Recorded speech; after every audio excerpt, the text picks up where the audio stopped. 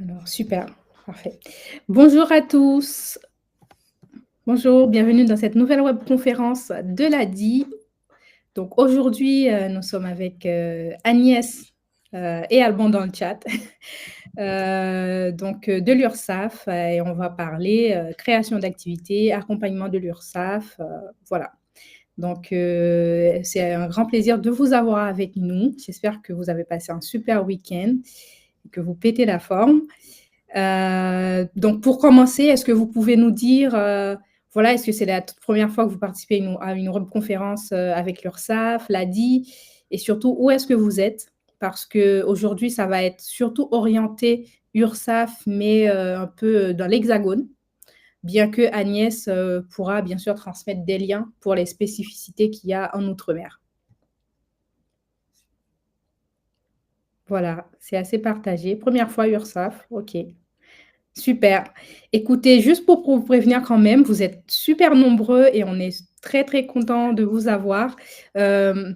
On prendra vos questions au fur et à mesure dans le chat. Par contre, ce sera plus compliqué de répondre à des questions qui concernent des cas très, très spécifiques.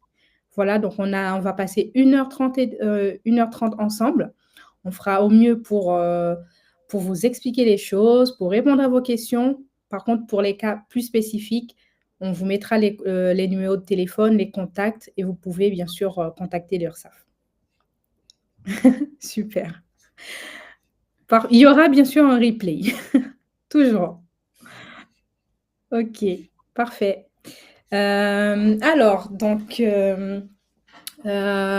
Pour commencer, pour les personnes, c'est vraiment la première fois.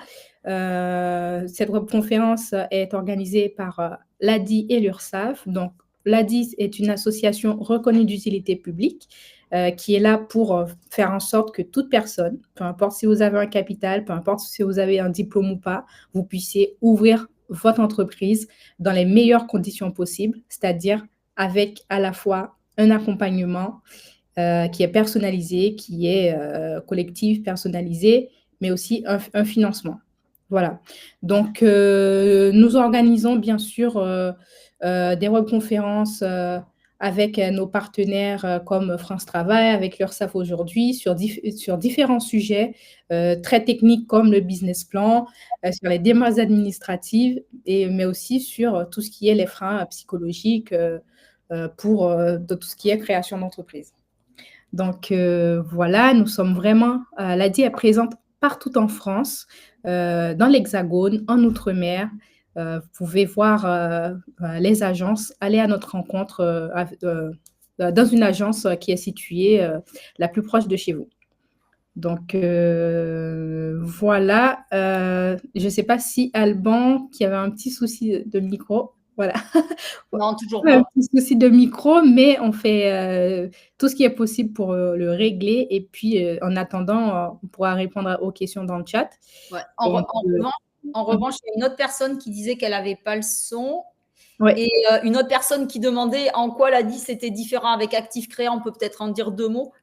Oui, tout à fait. Alors, le suivi du dossier. On va répondre aux questions. Donc, je te laisse commencer, Agnès, et moi, j'essaie de répondre aux petites questions Aux dans le questions pour Active Créa, Voilà. l'ADI, tu Oui, réponds. Ok. voilà. Donc bonjour à toutes et à tous. Alors écoutez, normalement on aurait dû intervenir tous les deux avec Alban Lambert que vous apercevez peut-être à l'écran, mais c'est même pas sûr. Mais il a un problème de micro, donc je pense que je vais être toute seule à parler et qu'il va répondre à vos questions dans le chat. Sauf si à un moment donné son micro revient et du coup on pourra refaire un petit relais entre nous deux. Mais voilà, c'est les aléas du direct. Ça a fonctionné quand on a fait les tests un petit quart d'heure avant et d'un seul coup, voilà, ça s'est arrêté. Donc je suis ravie de vous retrouver pour certains. J'ai vu il y en avait, ça faisait plusieurs fois qui participaient à des webinaires avec l'URSSAF. Pour d'autres, c'est la première fois. Ça va très vite, donc j'ai pas l'impression qu'il y ait des personnes d'outre-mer. Ou alors j'ai peut-être J'ai peut-être loupé une petite réponse parce que comme vous êtes nombreux, effectivement, ça va très très vite. Pour autant, aujourd'hui, Guadeloupe, oui, d'accord. Donc, je vous enverrai. Ok, Martinique aussi, Outre-mer. D'accord, mais il y en avait plusieurs, mais j'avais pas vu. Oh là, oui, il y a deux. Non, la Corse, ça reste l'Hexagone. Et voilà. D'accord, ok, très bien. Donc, on vous fera un lien vers un diaporama que vous pourrez regarder.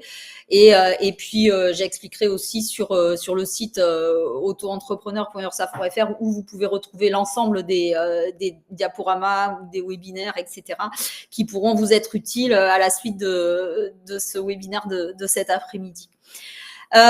Pour commencer, on va faire un petit tour pour savoir ce qu'est l'URSSAF, parce que forcément, on sait qu'on paie à l'URSSAF, mais on ne sait pas forcément à quoi ça sert, et on ne sait pas toujours non plus que quand on va créer une entreprise, eh ben, on va se constituer sa propre protection sociale, puisque tant qu'on est salarié, c'est l'employeur qui va payer l'ensemble des cotisations et des contributions sociales. Mais une fois qu'on se retrouve indépendant, ça fait partie aussi du job d'être indépendant, c'est-à-dire c'est vous qui allez avoir les relations directes avec l'URSSAF et qui, en fonction des cotisations et des contributions sociales que vous allez payer, allez pouvoir avoir un certain niveau de protection sociale. On va y revenir très, très largement. Donc, c'est quoi l'URSSAF? En fait, en France, on a une protection sociale, hein, la sécurité sociale, on sait tout ça. On sait qu'on a aussi un grand système qui est le système de la solidarité, c'est-à-dire que on va cotiser pour beaucoup de cotisations de contributions sociales et puis pour d'autres secteurs aussi. Et ça servira pas forcément à soi-même, mais ça pourra servir à un moment donné pour l'ensemble des concitoyens qui en ont besoin, même si à titre personnel, on perçoit pas forcément ces prestations. Alors, qu'est-ce qu'on met dans la protection sociale? Il va y avoir bien sûr tout ce qui est la famille, tout ce qui est la maladie, tout ce qui est la retraite, ce qui est l'emploi aussi, bien évidemment. Il y aura aussi pour le logement, il y aura aussi pour le handicap. En fait, aujourd'hui, il faut savoir que au niveau de l'URSSAF, alors ça ne veut pas fonctionner comme je veux ça, voilà, vous allez cotiser de manière différente en fonction du choix du statut que vous allez prendre. Et l'URSSAF va collecter toutes ces cotisations et ces contributions sociales et va les reverser en moins de 5 heures à l'ensemble des organismes qui peuvent verser des prestations très rapidement, puisque ça se fait tous les jours. En général, c'est en moins de 5 heures par rapport au moment où on les retrouve. Et c'est comme ça qu'on peut garantir le financement de la sécurité sociale et le financement de notre modèle social. Cette collecte, en fait, elle se fait aujourd'hui à travers un certain maillage. On a bien sûr des régions en France où il y a des URSSAF, hein. Il y a bien 21 URSSAF en région. Il y a bien sûr toute l'outre-mer avec la Martinique, la Guadeloupe, la Réunion, la Guyane, bien évidemment. Et puis Mayotte qui est encore un cas un petit peu particulier, mais où on intervient également. Alors aujourd'hui, je le disais, on collecte pour un peu plus de 800 organismes. Donc vous voyez, c'est vraiment une mission historique que l'on a par rapport à ça. Alors c'est aussi bien, hein, c'est ce que je disais, c'est aussi bien pour la famille, la retraite, les allocations logement, l'allocation handicapé, le versement mobilité. Quand vous êtes salarié, l'assurance chômage, enfin c'est très très très vaste, hein, plus de 800, ça représente bien tout ça. On a en France aujourd'hui à peu près 25 millions de salariés. On collecte aussi pour presque 12 millions d'employeurs et d'entrepreneurs. Et puis, on gère énormément de public. Alors, on a bien sûr tous les indépendants, les artisans, les commerçants, les professions libérales, y compris les praticiens auxiliaires médicaux. On a aussi des particuliers employeurs. Ça, ce sont les personnes qui peuvent avoir une personne qui vient faire du service à la personne à la maison ou qui font garder leurs enfants via une nounou ou une assistante maternelle. On a également, bien sûr, des entreprises. Là, on en a un peu plus de 2 millions où on va gérer, bien sûr, les comptes des employeurs et des entreprises du privé et des collectivités territoriales. On va également avoir des particularités avec des personnes qui seront assurées volontaires ou d'autres usagers, par exemple comme des frontaliers en Suisse, c'est-à-dire ce sont des personnes qui vivent en France, qui travaillent en Suisse et où il y a aussi des particularités. Et puis on a les artistes-auteurs et enfin les marins. Plus tout un tas d'autres secteurs que l'on a avec des nombres de particuliers des nombres de personnes et des nombres de comptes un peu différents. Donc vous voyez, c'est quand même assez vaste au niveau des personnes que l'on peut gérer. L'année dernière, pour vous donner une idée, on a collecté un peu plus de 570 milliards d'euros et ça se répartit alors principalement, on va dire, vous voyez, surtout pour la santé, bien sûr la retraite, bien sûr la famille, et puis après il y a l'assurance chômage, il y a aussi tout ce qui est l'autonomie, et puis on verra, vous voyez un peu plus bas, par exemple le transport, c'est ce que je vous disais tout à l'heure, mais de manière moins importante. Le principal, c'est vraiment tout ce qui est autour de la santé. Alors, à quoi ça sert? Ça sert pour que vous puissiez, si vous êtes malade, avoir des remboursements, si vous attendez un bébé, pour avoir aussi là une prise en charge au niveau de la maternité ou de la paternité. Pour ceux qui sont peut-être un petit peu plus tard dans leur carrière professionnelle, ça sert pour justement bénéficier de cette retraite un peu plus tard et pourquoi pas recréer une activité indépendante par la suite. Donc voilà à quoi servent principalement vos cotisations, sachant que on va bien sûr vous accompagner.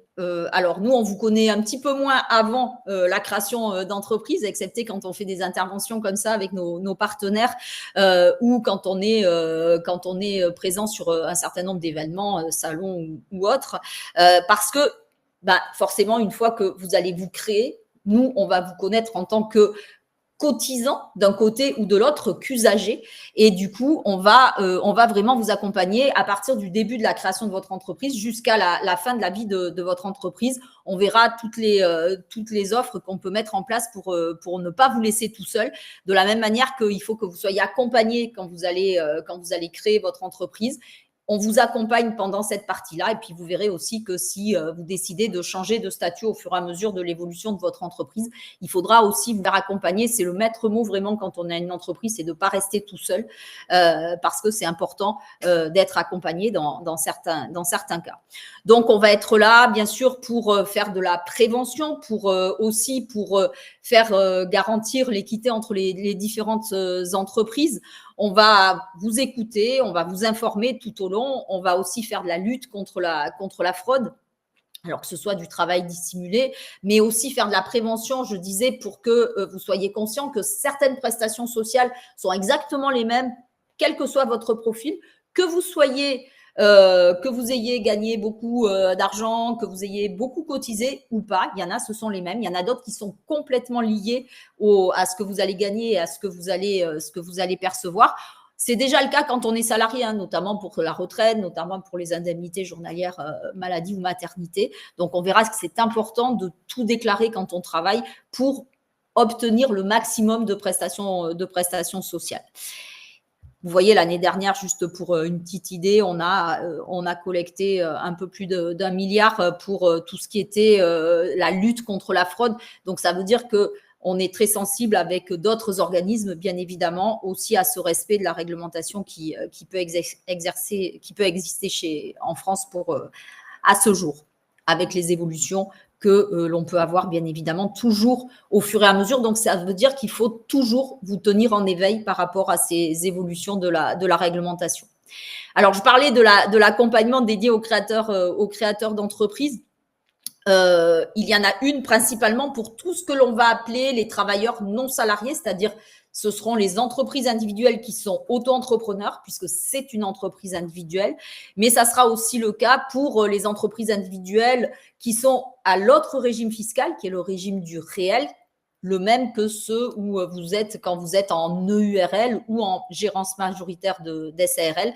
Donc là, on va avoir un accompagnement pour ce qu'on appelle les travailleurs non salariés. Cet accompagnement, il va être de 9 mois pour les auto-entrepreneurs et de 15 mois pour les travailleurs non salariés qui sont au régime du réel. Tout ça pour les accompagner jusqu'à un certain moment de la vie du début de l'entreprise. Et tout au long de cet accompagnement qui est personnalisé et gratuit, vous allez recevoir des lettres d'information personnalisées de façon séquentielle pour vraiment vous accompagner avec ces étapes qu'il y a au niveau du début de l'entreprise pour vérifier si les choix que vous avez faits sont les bons. Si pour certains, vous pourrez revenir dessus dans les 3 mois, vous serez accompagné là-dessus, bien évidemment. On vous invitera aussi à des webinaires, soit nous tout seuls, soit avec nos partenaires proches autour des prestations, c'est-à-dire la caisse primaire d'assurance maladie, mais aussi la caisse d'allocation familiale ou encore l'assurance retraite. Et puis, on vous proposera d'avoir un entretien avec un interlocuteur dédié pendant environ 45 minutes, 1 heure, selon les cas, qui peut être plutôt soit par téléphone ou par visio, mais qui peut être aussi fait de manière physique. Donc, ça sera à vous de voir ce que vous préférez. Cette offre, donc, c'est mes premiers mois avec l'URSSAF. Vous avez le lien qui est ici. Vous le retrouverez sur nos sites internet où vous pourrez vous inscrire. Alors, le faites pas trop tôt ou pas trop tard, parce qu'encore une fois, les newsletters sont vraiment en séquence. Donc, elles sont intéressantes quand vous le prenez au fur et à mesure. Après, si vous n'avez pas adhéré encore et que vous avez déjà créé, c'est pas grave, essayez quand même de le rattraper. Ça sera toujours intéressant, mais c'est vrai que l'idéal, c'est de le faire une fois que vous avez créé. On a également des accueils communs dans nos URSSAF. Alors, selon les régions, là aussi, vous avez des matinées ou des après-midi où on vous reçoit sans rendez-vous. Vous pouvez aussi prendre des rendez-vous sur le site internet, là aussi par téléphone, par visio. Vous avez non seulement la possibilité de rencontrer des personnes de l'URSSAF, mais selon le cas, vous pouvez aussi avoir des permanences de nos autres partenaires. Toujours pareil, au niveau de l'assurance maladie, de l'assurance retraite, mais aussi de la caisse d'allocation familiale. Et très bientôt, de manière un peu plus développée en ce moment, très certainement à venir, l'assurance chômage et les finances publiques, donc le service des impôts des entreprises. Alors, quand on a préparé son entreprise, parce qu'il faut bien se dire que quel que soit le statut que vous allez choisir, la préparation, c'est la même. C'est-à-dire que on peut pas passer à côté d'une étude de marché, d'un prévisionnel, d'une détermination des prix de vente, d'étudier votre concurrence, de voir comment vous allez communiquer, faire du marketing, etc., etc. Même pour les auto-entrepreneurs, parce que finalement, la simplicité de l'auto-entrepreneur, c'est une fois qu'on a créé. C'est pas trop avant parce que, encore une fois, ça reste une entreprise individuelle et que ça se prépare exactement comme toutes les autres. Après, c'est juste une question de régime fiscal. Donc, le statut, vous allez être seul ou vous allez être à plusieurs. Et puis, au niveau social, on a ces deux grandes parties. On est soit considéré comme un travailleur non salarié, soit comme un assimilé salarié. Alors, dans les non salariés, on retrouve ces fameuses entreprises individuelles, donc soit auto-entrepreneur, obligatoirement au régime fiscal de la micro-entreprise et à l'impôt sur revenu. Là, c'est un package, on n'a pas le choix. Soit l'entreprise individuelle, quand vous êtes au régime fiscal du réel, avec après une option supplémentaire, impôt sur le revenu ou impôt sur la société, on y reviendra. C'est la même chose quand vous êtes en EURL, c'est-à-dire que vous avez votre société, là, donc une personne morale, l'entreprise individuelle étant une personne physique, où vous allez être gérant majoritaire, forcément, puisque vous êtes tout seul, ou quand vous allez être gérant majoritaire d'une SRL, c'est-à-dire que vous êtes plusieurs associés, mais vous êtes majoritaire, ou vous êtes co-gérant, et dans ce cas-là, vous êtes également considérés comme des majoritaires parce qu'on va cumuler, en fait, les parts que vous avez. Les non-salariés, ça veut dire quoi côté social? C'est que ce sont plutôt des indépendants qui, historiquement, je dirais, ont choisi d'avoir plutôt une protection sociale un peu à la carte, c'est-à-dire correcte, mais pas complète, en pouvant ajouter un certain nombre de contrats, on le verra par la suite, pour venir enrichir votre protection sociale. Donc, ça veut dire qu'on est sur quelque chose qui est une base, mais où on sait qu'il faudra aussi prévoir d'ajouter des contrats pour avoir une meilleure protection sociale. Ensuite, on peut être seul ou à plusieurs et être considéré comme un assimilé salarié. Alors là, à l'inverse, l'assimilé salarié, c'est vraiment un indépendant qui va être comme un salarié au sens du droit de la sécurité sociale. La différence, ça sera au niveau du droit du travail, puisqu'il ne sera pas reconnu. Et je dirais comme n'importe quel créateur d'entreprise, quel que soit le statut, vous ne pourrez plus cotiser de manière obligatoire, là aussi c'est un choix, hein, à l'assurance chômage. Donc vous ne vous ouvrirez plus de nouveaux droits, vous garderez bien sûr tous les droits que vous avez gardés que vous avez acquis quand vous étiez salarié, mais vous ne vous ouvrirez plus de droits au niveau de l'assurance chômage. Et vous allez avoir là une protection sociale très complète, puisque c'est ce qui se fait de plus, le plus aujourd'hui, étant donné que vous êtes considéré là par contre comme un cadre dès le premier euro du salaire que vous allez vous verser. Et là, on peut se retrouver, alors le premier, je ne vais pas m'étaler parce que c'est plus pour des personnes qui font de l'investissement, quand on est une URL, qu'on a acheté, racheté par exemple une entreprise, et puis on nomme un gérant qui va être non associé et qui va être rémunéré et assimilé salarié. Mais surtout, on va l'être quand on a sa propre entreprise, quand on va être en SASU, on sera président de sa SASU, ou quand on sera en SAS, c'est-à-dire le même principe mais à plusieurs, quand on sera président ou directeur général. Là, on sera assimilé salarié obligatoirement. Et la SRL, c'est là où on peut être un peu des deux côtés en fonction du nombre de parts que l'on a et en fonction de la personne ou des personnes qui seront gérantes. C'est-à-dire qu'on peut être assimilé salarié si, par exemple, on crée une SARL à deux, on a 50-50, il n'y a qu'un seul gérant. Ce gérant, il va être considéré comme égalitaire et à ce titre, il sera assimilé salarié. Si on est 3 et que on a par exemple 25 et 24% et que il y a quelqu'un qui a 50%, le gérant, s'il y en a qu'un, toujours pareil, il sera considéré comme minoritaire. Il n'y a que si tout le monde veut être co-gérant, encore une fois, on repassera de l'autre côté chez les non-salariés, puisque au final, les co-gérants auront la majorité des parts. Donc ça, c'est vraiment important de bien savoir si on va se retrouver plutôt côté non-salarié ou plutôt assimilé salarié. Nous avons une question, justement, Agnès qui dit: «Comment choisir entre auto-entrepreneur et TNS? Est-ce que c'est selon le chiffre d'activité, l'activité ou autre chose?» Alors, je dirais que c'est même. Alors, de toute façon, on est travailleur non salarié des deux côtés. Simplement, l'auto-entreprise, et on va y venir, hein, c'est vraiment quelque chose de particulier où on calcule des cotisations sur du chiffre d'affaires et on verra dans quel cas ça peut être intéressant. On va dire, par exemple, c'est sûr que quelqu'un qui va avoir énormément de frais, qui est obligé de se déplacer beaucoup ou qui est obligé de louer un local ou qui a des frais fixes très, très importants, certainement qu'à un moment donné, l'auto-entreprise ne sera pas intéressante parce qu'elle pourra déduire aucune charge, ce qui n'est pas le cas quand on est travailleur non salarié au régime du réel. C'est surtout le régime fiscal qui va faire que ça va changer, puisque là, on rentrera plutôt dans une comptabilité classique d'entreprise avec un chiffre d'affaires moins les charges. Et selon l'option, si on prend l'impôt sur le revenu ou l'impôt sur la société, on verra que soit les cotisations seront calculées soit sur le bénéfice de l'entreprise, soit sur la rémunération nette du chef d'entreprise.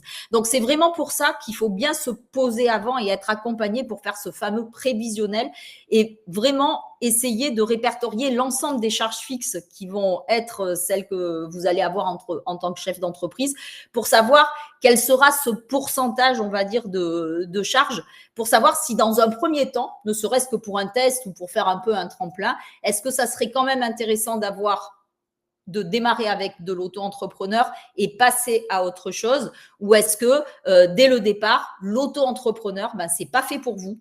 Et à ce moment-là, il faut directement commencer soit par une entreprise individuelle, donc une personne physique qui sera à votre prénom et à votre nom, soit une personne morale, donc une société avec un capital social, avec une comptabilité d'entreprise un peu plus lourde et avec une gestion également, puisqu'il faudra faire bien un bilan, il faudra faire du juridique tous les ans, il faudra faire la compta, il faudra très certainement avoir un expert comptable ou au moins se rapprocher d'un centre de gestion agréé, donc avec des coûts supplémentaires.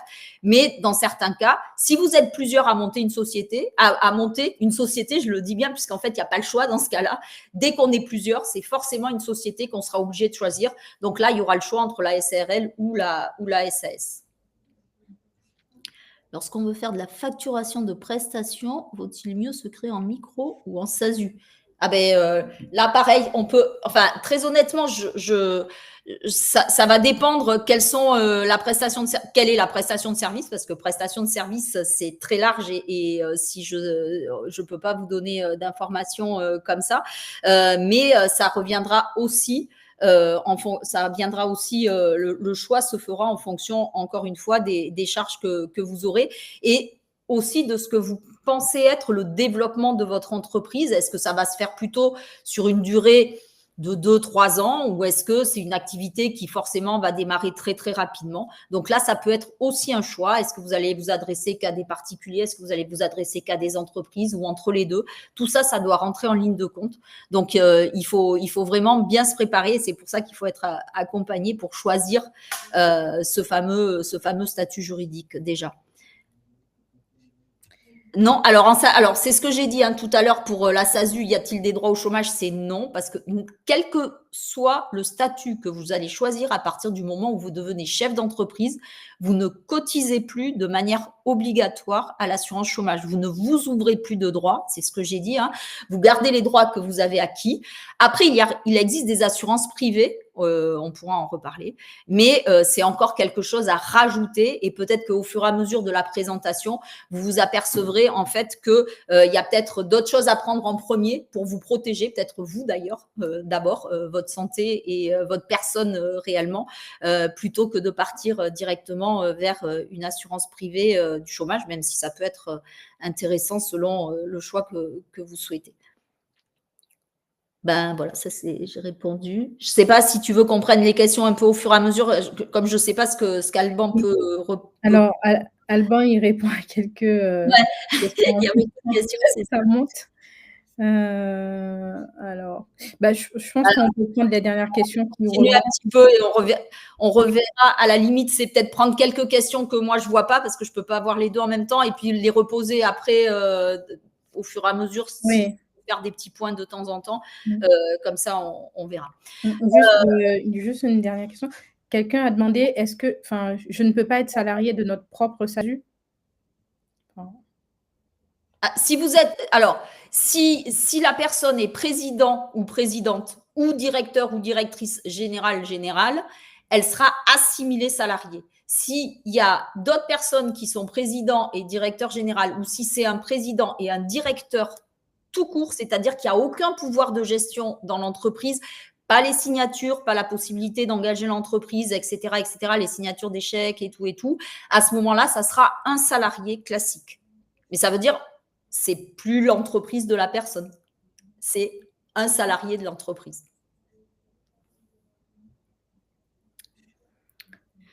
Au niveau du régime fiscal, oui, tu voulais poser une autre question? Non, je réponds à la dernière question sur l'ADI. Ok. Au niveau du régime fiscal, on en a donc deux. On a le régime fiscal de la micro-entreprise. Alors, auto-entrepreneur, micro-entrepreneur, c'est la même chose. C'est juste une question de vocable. Et nous, on est resté sur le vocable initial qui a été créé à l'origine de ce régime.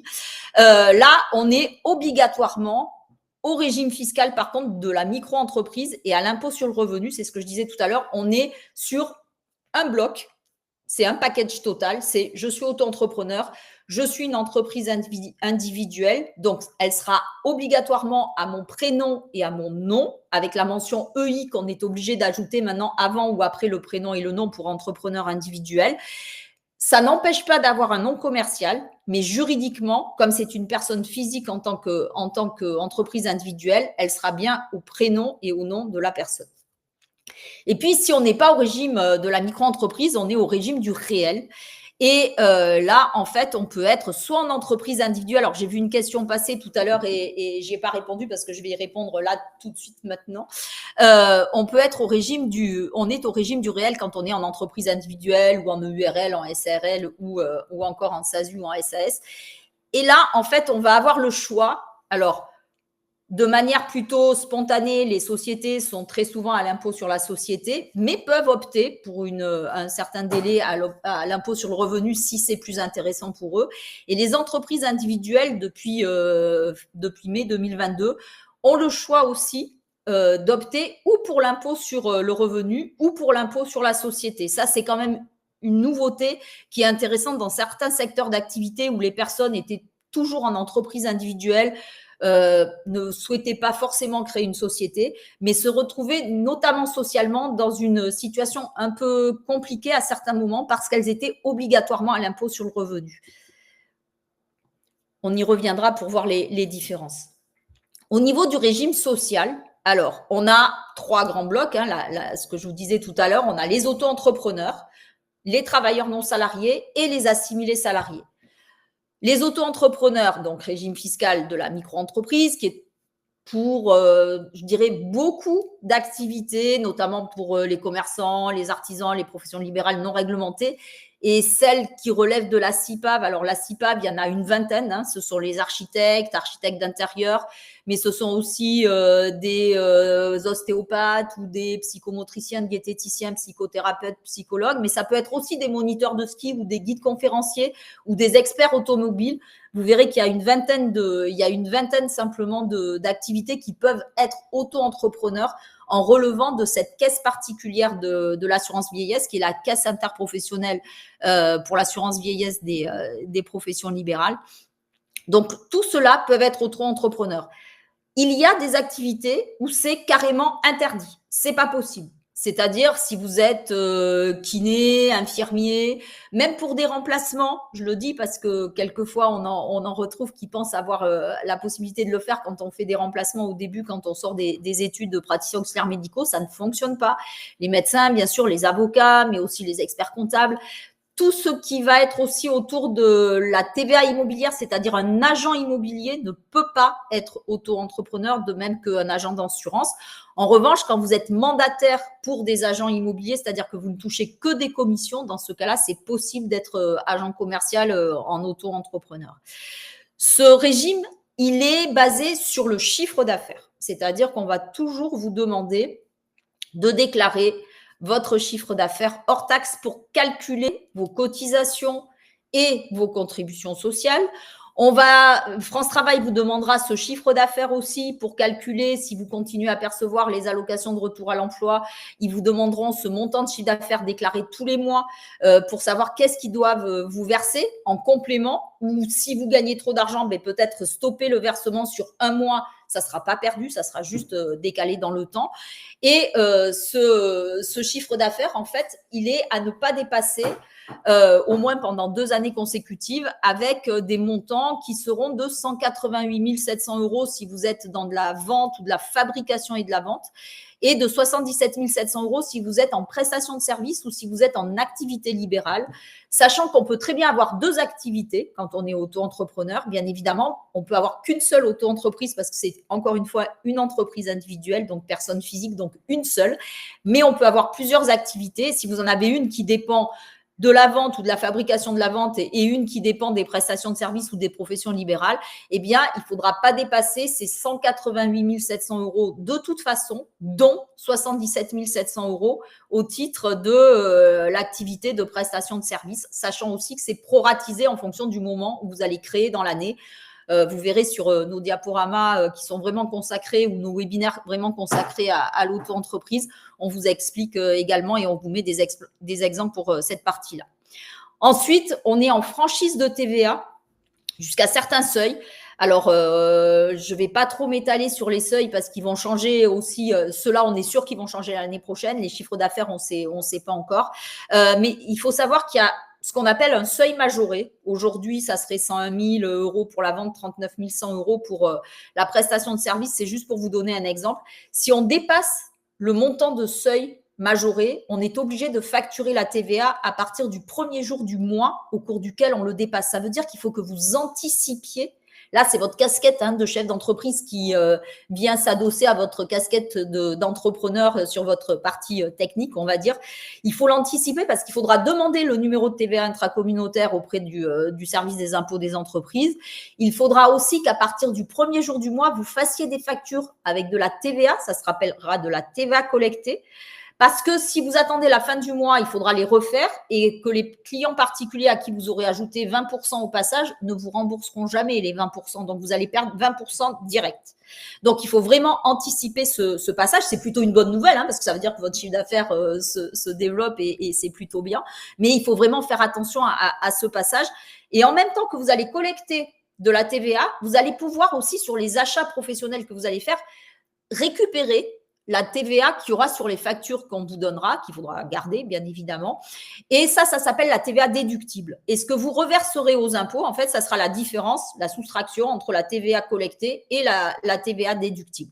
Et puis, il y a des seuils un peu moins importants qui seront, par exemple, en ce moment, c'était entre 36 800 et 39 100 pour donner un exemple des prestations de services. Jusqu'à aujourd'hui, vous aviez 2 ans pour rester entre ces deux montants-là. À partir de l'année prochaine, très certainement, il n'y aura plus qu'1 an. Et puis, faites bien attention en début d'année où on vous mettra tout à jour parce que les montants risquent de changer encore une fois. Et les 2 derniers grands principes de l'auto-entrepreneur, c'est qu'on ne déduit aucune charge. Quand je dis aucune, c'est vraiment aucune, même pas une ramette de papier, des stylos, un ticket de tram, de métro, ce que vous voulez, rien. Et on n'amortit pas le matériel non plus qu'on est obligé d'acheter pour son activité. On avait des petites questions. Pardon. Ouais. Est-ce qu'on peut décider de facturer la TVA dès le début? Alors oui, maintenant c'est possible, ça l'était pas il y a encore quelques années, mais aujourd'hui effectivement, on a la possibilité de demander aux impôts. Alors il faut vraiment se mettre en rapport avec son service des impôts des entreprises, à ne pas bénéficier de cette franchise de TVA et à facturer de la TVA dès le début. C'est une possibilité, effectivement. Et on est bien d'accord que même quand pardon, je prends juste la question. Ouais. On est bien d'accord que même quand vous allez dépasser les seuils et que vous allez facturer la TVA, vous ne déclarerez toujours pour le calcul de vos cotisations que le montant hors taxe, c'est toujours le même que vous donnerez à France Travail et ça sera aussi le montant hors taxe que vous déclarerez pour calculer les impôts. La TVA, c'est vraiment quelque chose qui se passe au-dessus. Ça ne rentre pas, en fait, ça rentre, ça sort, mais ça rentre pas pour savoir si on va calculer vos cotisations dessus ou pas. C'est toujours sur du hors taxe. Oui. Il y a quelqu'un, Madame Ségard, qui dit: «Je ne comprends pas ce que vous voulez dire par "on ne déduit aucune charge"». Je crois qu'il y a un moment C'est-à-dire, c'est ce que je disais, c'est-à-dire que si vous avez des achats, des déplacements, si vous devez faire un voyage, prendre un billet de train pour aller voir des clients, si vous devez prendre votre voiture tous les jours pour aller voir des clients, si vous avez des logiciels à acheter, si vous avez du matériel à acheter, vous l'achetez comme un particulier. Vous ne pouvez pas le déduire de votre chiffre d'affaires pour que ça vienne en diminution du montant de votre chiffre d'affaires et qu'on ne calcule vos cotisations que sur ce chiffre d'affaires moins les charges. On calculera votre chiffre d'affaires sur les factures que vous allez encaisser. Vous me faites une facture de 1 500 €, je vous paie 1 500 € hors taxe, on vous calcule des cotisations sur les 1 500 €. Et c'est pour ça que je disais, il faut que quand vous allez faire votre prévisionnel, il faut que vos charges ne représentent pas un taux qui soit trop important, tout au moins qu'il ne dépasse pas le montant, le forfait, le taux forfaitaire pour frais professionnels que les impôts feront comme abattement avant de calculer vos impôts, c'est-à-dire 71% si vous êtes dans la vente, 50% si vous êtes en prestation de services, en BIC, en bénéfices industriels et commerciaux, ou 34% si vous êtes en BNC, en bénéfices non commerciaux. OK. Et merci pour ces réponses. Et par rapport justement à la hausse ou la baisse des montants, non, par rapport au changement des montants, quelqu'un qui demande est-ce que ça va être plutôt à la hausse ou à la baisse? Oui. Alors, très honnêtement, je pense que ça sera plutôt un peu à la hausse. Alors, ce qui est bien ou pas, enfin, je veux dire, les montants de TVA, si ça va aller vers la hausse, ça veut dire que vous aurez une marge. Pour ceux que ça intéresse d'être en franchise de TVA, la marge sera un peu plus élevée que celle qu'elle n'est aujourd'hui. Après, on reviendra pas au niveau de la TVA, ça baissera pas. Il y a aucune raison, je pense que ça baisse. Et dernière, avant qu'on continue, est-ce que tu peux revenir sur la notion de 2 ans en auto-entrepreneur pour le chiffre d'affaires? Alors oui, je vois les 37 500. Oui, on a les mêmes chiffres. On voit aussi ces chiffres-là, comme les 42 500 pour le maximum. Nous, on attend d'avoir vraiment les textes validés, si vous voulez, pour vous en parler, parce qu'autrement, vous allez retenir des chiffres qui ne seront pas forcément les bons. Et voilà, s'il y a un changement, ça risque. Mais on lit aussi, on entend aussi les médias, on voit aussi ce qui se passe. Alors, il y a des choses qui ne changeront pas, mais c'est vrai qu'on a encore quelques incertitudes à ce jour, en tout cas. Oui, alors les 2 ans, c'est-à-dire que si vous dépassez pendant 2 années consécutives, ce qui est plutôt positif, hein, les 188 700 €, les 77 700 €, en fait, la 3e année, vous serez obligé de changer de régime fiscal, c'est-à-dire de passer du régime fiscal de la micro-entreprise au régime fiscal du réel, dont on va parler juste après. En revanche, vous pourrez soit rester en entreprise individuelle, dans ce cas-là, ça sera juste un changement de régime fiscal et il y aura juste à faire une demande avant la fin de l'année pour passer à l'autre régime fiscal en début d'année suivante. On ne peut pas le faire en cours d'année. Il n'y aura pas besoin de radier l'auto-entreprise parce qu'on restera en entreprise individuelle en fait. En revanche, si vous décidez plutôt de passer de l'auto-entrepreneur à une société, là on change complètement de régime puisqu'on passe d'une entreprise individuelle à une personne morale. Et dans ce cas-là, vous pourrez le faire quand vous voulez dans l'année, mais il faudra radier l'auto-entreprise sur le guichet unique de l'INPI, on va en reparler. Et vous pourrez créer votre société sur le même guichet unique, une fois qu'elle sera radiée, pour créer la société.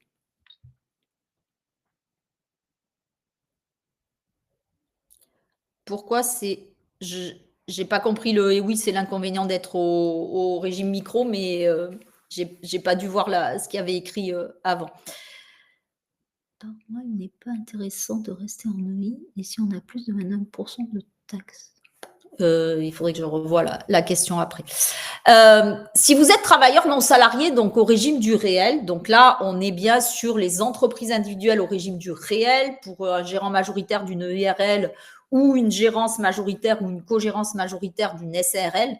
Là, on va être sur ce régime fiscal du réel qui est ouvert, je dirais, à peu près à tout le monde, les commerçants, les artisans, les professions libérales, qu'elles soient non réglementées ou réglementées.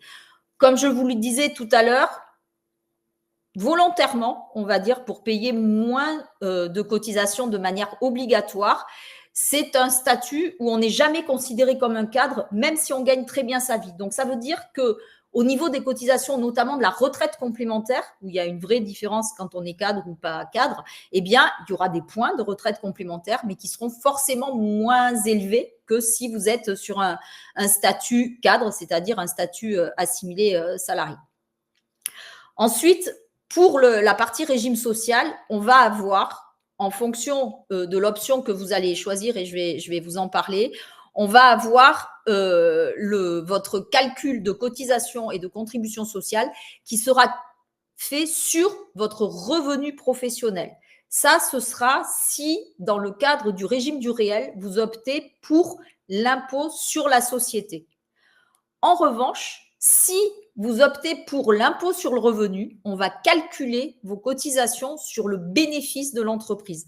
Donc, il faut bien faire attention. C'est là aussi, il faut anticiper, vérifier, faire des simulations. On a un site qui s'appelle mon-entreprise.ursaf.fr sur lequel vous pourrez faire toutes les simulations, faire des comparaisons entre les différents statuts de chef d'entreprise. Si je suis à l'impôt sur le revenu, eh bien, je vais calculer toutes les cotisations sur le bénéfice de l'entreprise. Si le bénéfice de l'entreprise, c'est ce que je vais me verser comme rémunération, tout va bien. Si je n'ai pas besoin de garder de trésorerie, si je ne dois pas faire d'investissement, si vraiment j'ai rien, si c'est vraiment de la prestation intellectuelle et en plus, par exemple, je vous donne un exemple, vous êtes consultant, vous faites ça tout le temps à distance et vous n'avez aucun déplacement et vous avez vraiment un pourcentage de charges fixes très, très faible, ça peut être une solution, ce n'est pas la peine de se compliquer la vie. Si, en revanche, vous devez garder un peu de trésorerie dans l'entreprise, si vous devez faire des achats, si vous avez des stocks à conserver, enfin, si vous avez, selon l'activité là encore, il vaut mieux opter pour l'impôt sur la société parce que dans ce cas-là, on va calculer vos cotisations sur le revenu réel que vous allez vous verser et en revanche, on fera juste un calcul de l'impôt sur la société sur le bénéfice qui restera. Pour vous donner une idée, les cotisations seront à peu près calculées sur une base d'environ 50% et l'impôt sur la société que sur 15% si vous êtes en dessous de 42 500 euros.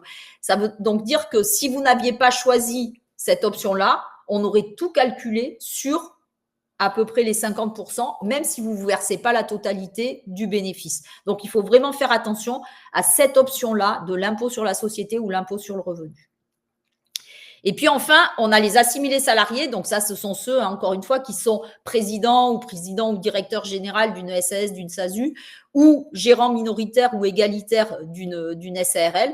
Dans ce cas-là, c'est une protection sociale complète, mais on n'a pas le choix. En fait, c'est vraiment en fonction de la convention collective avec tout ce qui est obligatoire dans une entreprise, y compris la mutuelle intégrée, etc., etc., la prévoyance, les accidents du travail. Le fait qu'on ait un statut cadre, donc avec des cotisations de retraite complémentaires plus importantes. Et puis là, les cotisations seront calculées comme ce que vous aviez sur un bulletin de salaire avec des cotisations salariales et des cotisations patronales. C'est-à-dire que ce sera votre société qui va faire les déclarations en tant qu'employeur de votre salaire et il y aura une répartition des cotisations entre vous qui les paierez comme quand vous étiez salarié, la différence entre votre salaire brut et votre salaire net, et une partie qui sera assumée bien sûr par l'entreprise. Alors, une fois qu'on a tout préparé, qu'on a bien évidemment fait tout ce qu'on a dit tout à l'heure, l'étude de marché prévisionnelle, etc., etc., et quand vous déterminez votre prix de vente, on est bien d'accord que vous le déterminez en prenant en compte que vous avez certes des exonérations au départ, on va y revenir. Certes, il y a des taxes que vous n'allez pas payer tout de suite, mais ça, il ne faut pas le prendre en compte quand vous allez déterminer vos prix. Il faut que vous déterminiez vos prix de vente comme si vous payez tout de manière globale dès le premier jour où vous allez créer. Parce que comme ça vous fera un peu de trésorerie. Et autrement, vous allez être obligé d'augmenter vos prix au fur et à mesure qu'il y a des choses que vous allez payer. Vos clients ne le comprendraient pas et commercialement, c'est pas du tout intéressant. Donc, une fois qu'on a tout préparé, eh bien, il va falloir immatriculer votre entreprise, qu'elle soit individuelle ou que ce soit une société.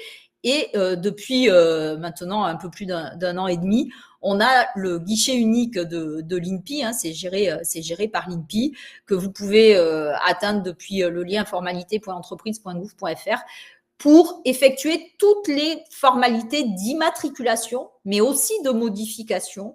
Modification, ça peut être juste un changement d'adresse, hein, et juste la porte à côté. Je change du 3 au 5, par exemple, eh bien, je dois faire une formalité de transfert d'établissement ou pour la cessation également. Pourquoi ? Parce que grâce à ce guichet unique, en fait, l'ensemble des organismes qui doivent connaître la création de votre entreprise pour la vie de l'entreprise derrière, c'est-à-dire principalement les impôts, l'URSSAF, l'assurance maladie, l'assurance retraite, l'INSEE, bien évidemment, eh bien, vont être prévenus à partir du moment où votre formalité sera validée.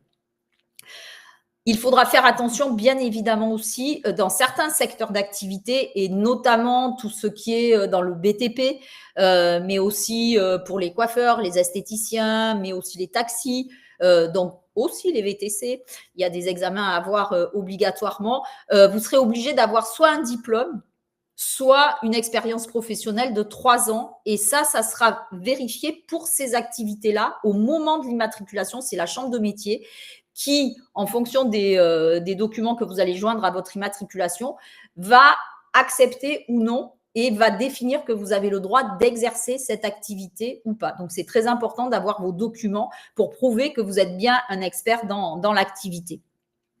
Donc, une fois que vous avez récupéré tous vos documents, eh bien, vous allez faire cette formalité de déclaration d'activité et vous allez recevoir. Et une fois que votre immatriculation sera validée définitivement, vous allez avoir dans un premier temps une synthèse de dépôt sur le guichet unique de l'INPI, puis une synthèse définitive validée, où vous pourrez retrouver déjà votre numéro SIRET et votre code NAF, votre code APE, votre code d'activité de l'entreprise, en fait. On reviendra sur les documents que vous allez recevoir. En début d'activité, pour certains d'entre vous, vous allez pouvoir bénéficier d'aide aussi. Alors, ça s'appelle côté France Travail, vous avez soit l'ARE, l'aide au retour à l'emploi, les allocations que vous percevez mensuellement, soit l'ARS, qui est une partie de votre capital restant en 2 fois. Côté URSSAF, il y a l'ACRE, l'aide à la création, à la reprise d'entreprise, qui vous permet d'avoir un taux réduit de cotisation. Si vous décidez de créer une auto-entreprise, vous allez être obligé d'appartenir à un profil et vous allez être obligé aussi de compléter un formulaire, alors qui ne se trouve pas sur le guichet unique de l'INPI, mais qui se trouve sur le site autoentrepreneur.ursaf.fr pour demander de bénéficier de l'ACRE. Qui vous permettra d'avoir un taux réduit de cotisation pendant 3 trimestres complets, plus le trimestre en cours de la création. C'est pour ça que vous avez sûrement entendu dire, c'est mieux si vous commencez en début de trimestre. Alors là, on y est, octobre ou janvier ou avril ou juillet, parce que comme ça, si vous commencez, pour ceux qui ont commencé en octobre, vous bénéficierez de l'ACRE jusqu'au 30 septembre 2025. Pour ceux qui, malheureusement, ont commencé fin septembre, eh bien, vous ne l'aurez que jusqu'au 30 juin, puisqu'en fait, c'est vraiment le trimestre en cours de la création et 3 trimestres complets. Donc, faites attention. Bien évidemment, si vous avez un marché public où il faut répondre ou un appel à projet, ou si vous avez des clients et que c'est au mois de décembre, eh bien, tant pis, vous commencez bien sûr en décembre. Mais s'il n'y a aucune raison de commencer n'importe quand, essayez plutôt de commencer en début d'activité. Les auto-entrepreneurs qui pourront bénéficier de l'ACRE, notamment, ce sont ceux qui sont demandeurs d'emploi, soit indemnisés ou en cours d'indemnisation si vous êtes en délai de carence, soit ceux qui ne sont pas indemnisés mais qui ont été inscrits au moins 6 mois dans les 18 derniers mois, ou les bénéficiaires du RSA, ou de l'ASS, ou les moins de 26 ans, ou les moins de 30 ans qui sont reconnus handicapés, ou les personnes qui habitent dans des quartiers prioritaires de la ville. Voilà les principaux profils. Vous retrouverez l'intégralité sur nos sites également. Et puis, il ne faut pas avoir eu l'ACRE déjà depuis au moins 3 ans, depuis la fin de l'obtention de l'ACRE précédent. Et enfin, quand vous êtes en société, vous êtes obligé d'avoir le contrôle effectif de la société, c'est-à-dire que vous ou les associés et vous devez être majoritaires, avoir les pouvoirs de gestion de la société pour bénéficier de l'ACRE, et chacun, dans ce cas-là, bénéficiera de l'ACRE. Ce sera fait d'une autre manière, puisqu'en fait, là, il n'y a pas de formulaire à compléter. Quand on est en entreprise individuelle au réel, quand on est en société, c'est automatique, et c'est une partie des cotisations qui sont exonérées, alors qu'encore une fois, pour les auto-entrepreneurs, c'est un taux réduit de cotisation de 50%. Si vous percevez, quand vous allez créer votre entreprise, si vous percevez par exemple l'ASS et que si vous avez déjà commencé à le percevoir et que vous créez une activité auto-entrepreneur ou autre et que vous pouvez bénéficier de l'ACRE, l'ASS sera maintenue pendant 12 mois à taux plein. C'est-à-dire qu'il n'y aura pas de déduction sur le montant qui vous est versé au titre de l'ASS, du montant du chiffre d'affaires qui vous est versé. C'est une particularité, c'est l'ACRE ASS, mais il faut absolument bénéficier de l'ACRE pour pouvoir avoir cette opportunité-là. Après, si en début d'activité, vous avez, ça démarre pas très vite, vous avez plus trop de revenus, vous pourrez bénéficier soit de la prime d'activité, soit du RSA dans les mêmes conditions que les salariés. Donc, il faudra faire simplement des simulations sur le site de la CAF notamment pour savoir si vous y avez droit. Vous pourrez bénéficier également éventuellement de l'allocation logement. Alors, une fois qu'on a déclaré l'activité, on va commencer à recevoir un certain nombre de documents et surtout aussi, on va faire attention aux documents qu'on reçoit qu'on ne devrait pas recevoir. Ou surtout on vous demande de payer quelque chose. Là, en général, c'est on met de côté, on ne paie pas. Si on sait que ça ne concerne pas, ben, on jette. Et si on a un doute, on nous appelle pour savoir qu'est-ce qu'on en fait. Mais en tout cas, ne payez pas quelque chose où vous n'êtes pas sûr que vous êtes obligé de le payer. Alors, ce que vous allez recevoir, en revanche, c'est de la part de l'INSEE votre numéro SIRET, qui a 14 caractères. Alors, les 9 premiers, ils ne changeront pas tant que vous êtes toujours dans le même régime, c'est-à-dire en entreprise individuelle. Ça changera si vous passez en société. Mais par contre, si vous déménagez, les 2 derniers chiffres changeront à chaque fois que vous déménagerez. Ensuite, vous allez recevoir une attestation d'affiliation de la sécurité sociale à la sécurité sociale. Et là, vous allez retrouver le logo de l'URSSAF et puis le logo de l'assurance maladie et de l'assurance retraite. Ensuite, vous allez recevoir une attestation d'affiliation à l'URSSAF.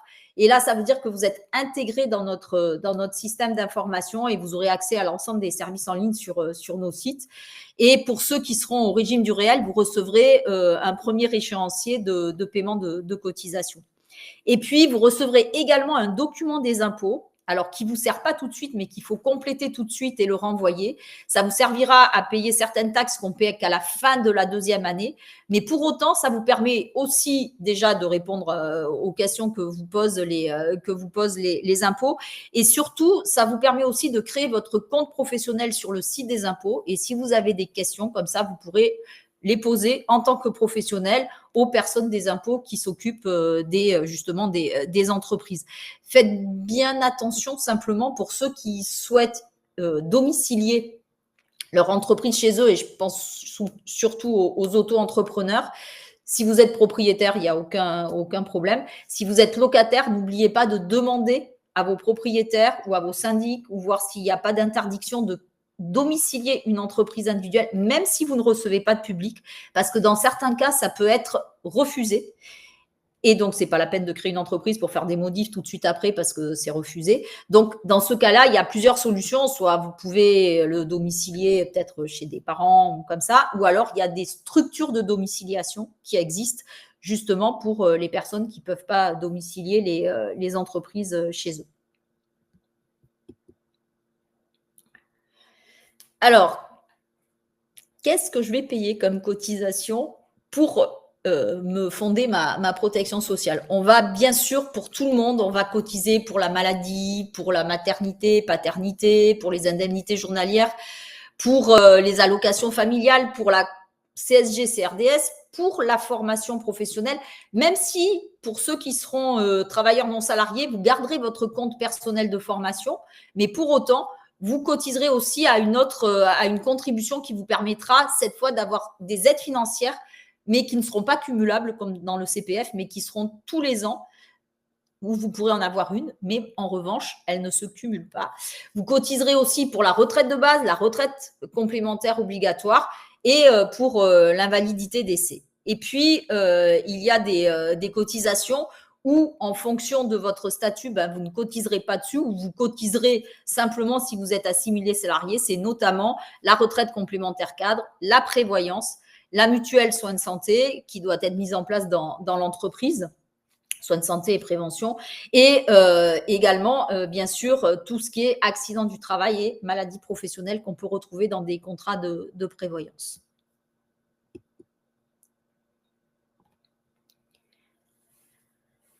Alors, en tant qu'indépendant, là, je parle pour les travailleurs non salariés. Vous avez bien compris que tous ceux qui seront assimilés salariés côté sécurité sociale, en fait, ça ne les changera pas de quand ils étaient salariés classiques.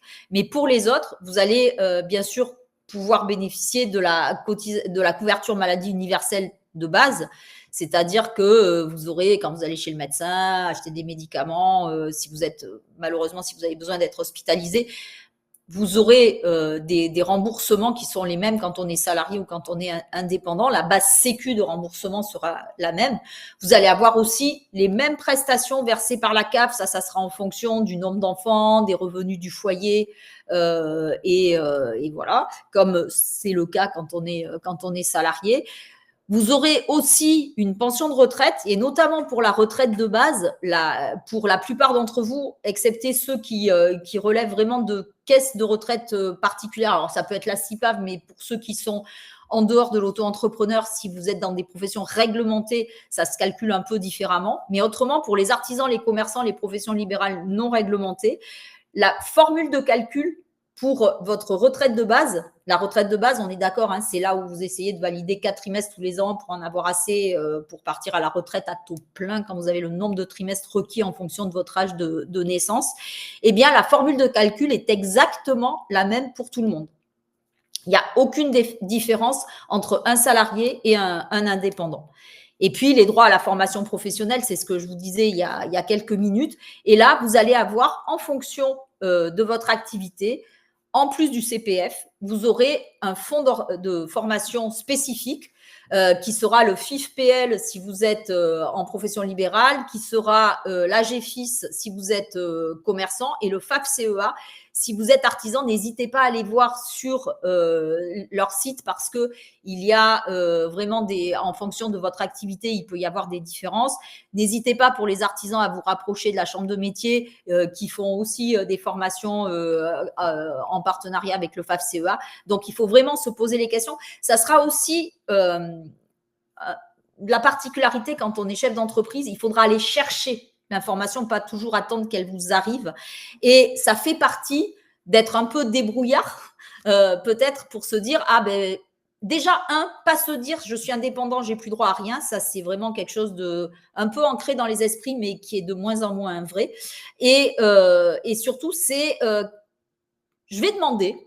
J'ai droit, j'ai pas droit, mais en tout cas, je fais l'effort d'essayer de chercher si je peux trouver des solutions pour m'aider dans le développement de mon entreprise. En revanche, pour les travailleurs non salariés, il y a quand même des choses qui sont un petit peu différentes encore aujourd'hui de la protection sociale des salariés classiques.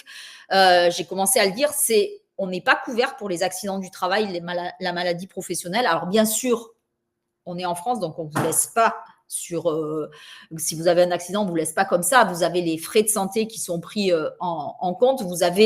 Si vous avez gagné de l'argent, vous avez droit à des indemnités journalières maladie. Il n'existe pas pour les indépendants d'indemnités journalières accident du travail, maladie professionnelle.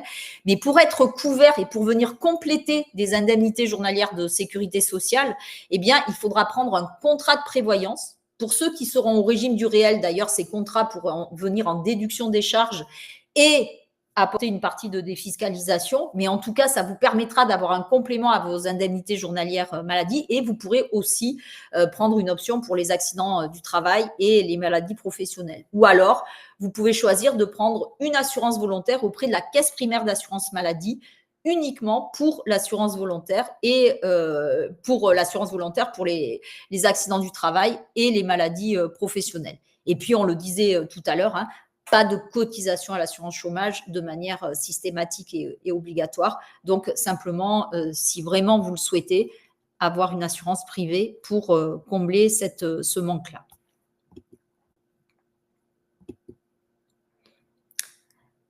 Alors, je ne sais pas s'il y en a qui ont créé avant le 30 juin, mais on a eu cet été une augmentation des taux, notamment pour les professions libérales non réglementées et pour les professions libérales non réglementées ou les prestations de services en BNC, en bénéfices non commerciaux, puisqu'en fait, il y avait une partie de la retraite complémentaire qui n'était pas… Alors, qui existait pour ceux qui relevaient de la CIPAV, pour les autres qui n'existaient pas dans la répartition, même si la retraite de base, il y avait une répartition plus importante. Donc, il y a eu une augmentation pour que vous puissiez bénéficier d'une retraite complémentaire plus intéressante.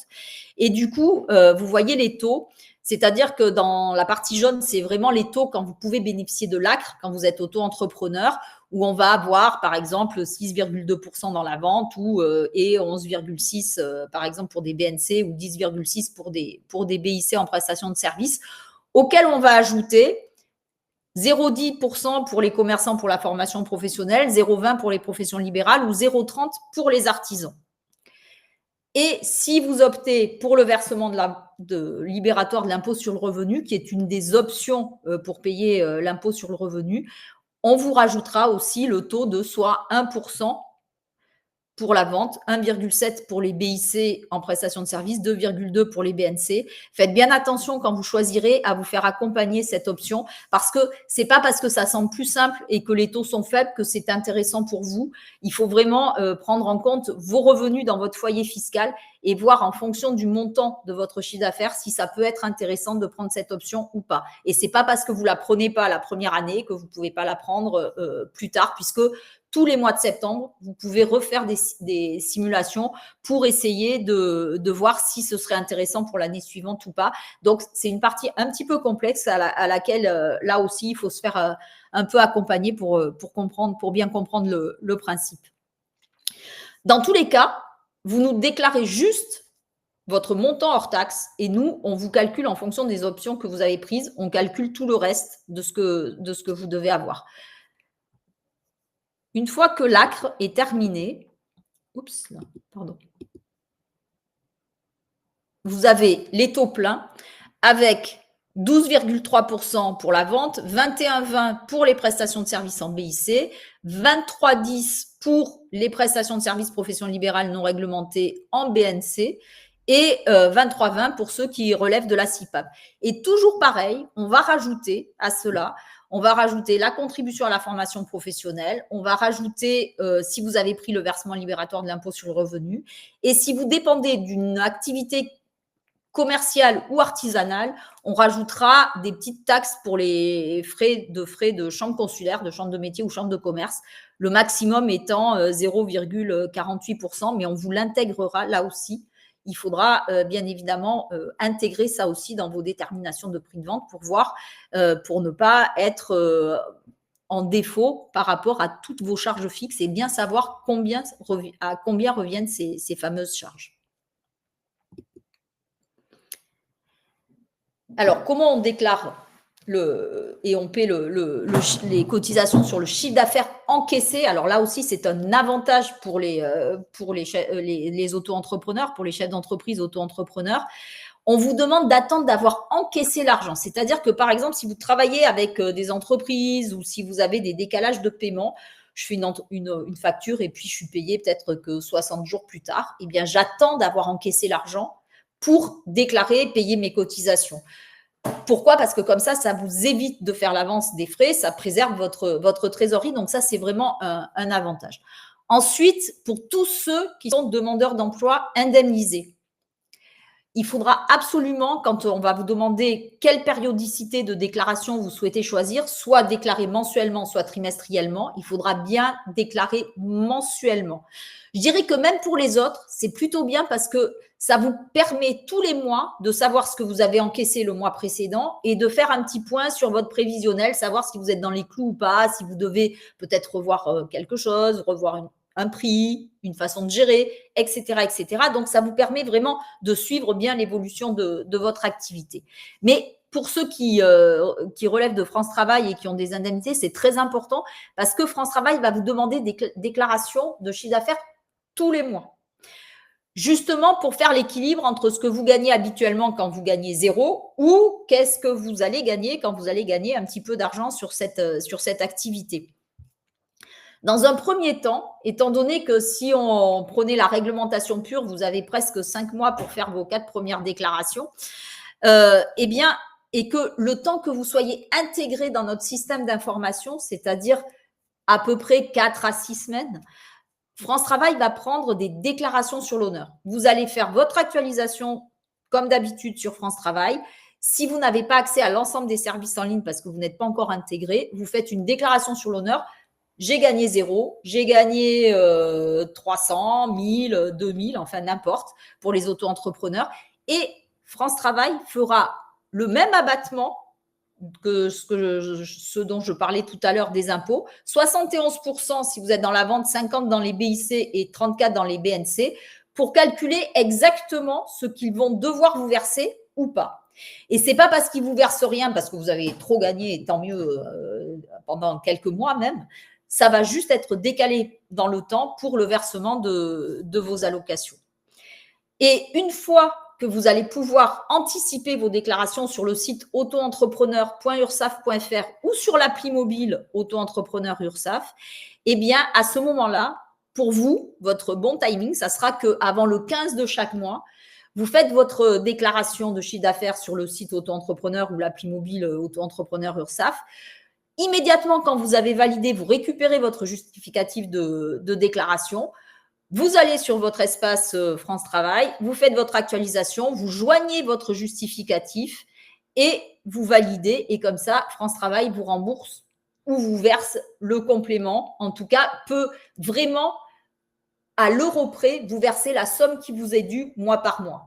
Si vous le faisiez trimestriellement, il y a des moyennes qui sont faites parce qu'ils ne peuvent pas faire autrement. Et du coup, ça veut dire que quelquefois, soit ils ne vous versent pas assez, soit ils vous versent trop et que bien plus tard, ils vous réclament ce qu'on appelle des indus, c'est-à-dire qu'ils vous ont trop versé, il faut rembourser. Et là, c'est très compliqué. C'est pour ça qu'il faut vraiment bien prendre la déclaration et le paiement mensuel.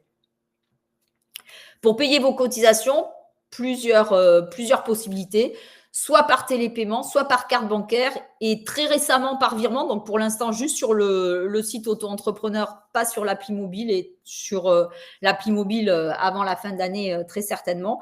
Attention juste à votre carte bancaire. J'ai encore eu le cas là. C'est votre contrat bancaire qui prend le dessus. Donc, si c'est un débit immédiat, bon, ben, c'est le jour où vous faites votre déclaration, mais faites surtout attention au montant maximum que vous ne devez pas dépasser pour vos paiements en carte bancaire. Parce que quelquefois, vous avez déjà atteint avec vos achats habituels presque le montant. Et puis, le fait de payer des cotisations, ben, ça le fait dépasser. Et du coup, on a un rejet. Donc, faites bien attention à votre montant et n'hésitez pas à demander éventuellement à votre banque d'augmenter un petit peu ce montant-là si vous devez payer vos cotisations. Alors, la sortie du dispositif, on l'a un tout petit peu évoqué pour ceux qui vont vouloir changer de dispositif.